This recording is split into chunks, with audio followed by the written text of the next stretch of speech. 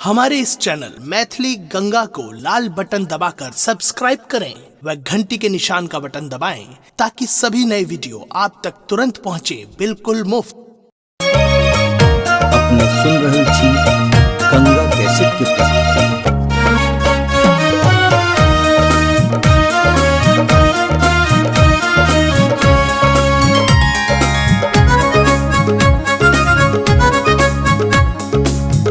ताकलनि सुदीन दीन पंडित साज्ञानी है जगदम्बे माता।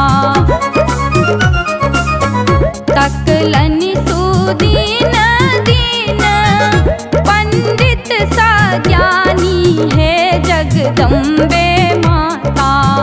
भेलै उपनयनक ओरियान हे जगदम्बे माता।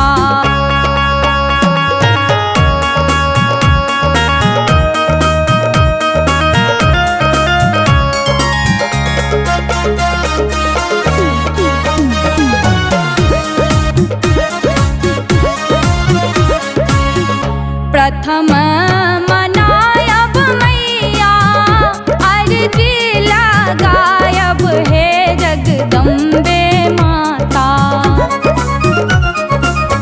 प्रथम मनायब मैया अर्जी लगायब हे जगदम्बे माता।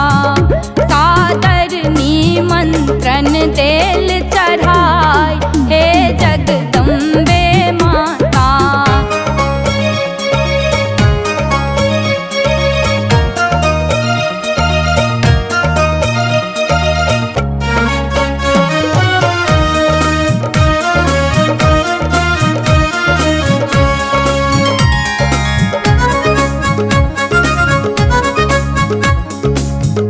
नोतलौं धर्मराज बाबा मीरा बिसहारा हे जगदम्बे माता।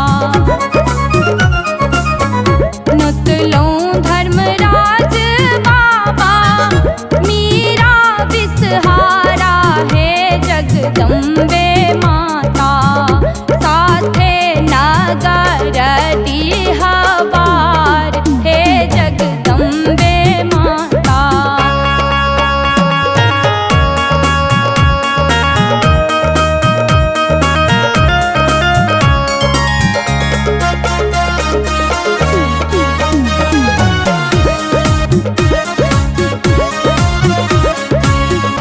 बटुक बनल दुनू बरुआ कर जोड़ने हे जगदम्बे माता।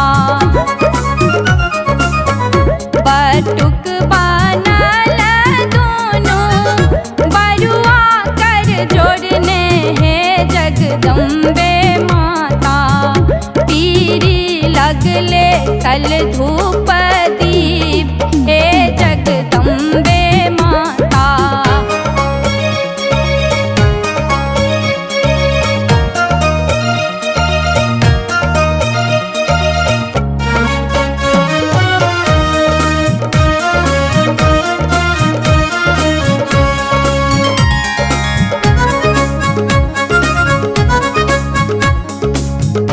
शुभ शुभ उद्योग संगे मरबो सुशोभित हे जगदम्बे माता।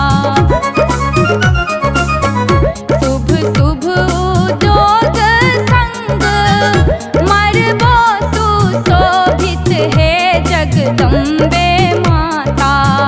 बरुआ के दियो शुभ आशीष हे जगदम्बे माता।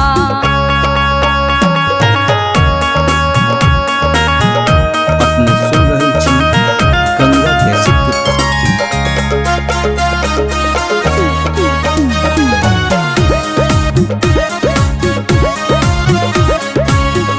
त्रिसित गोरा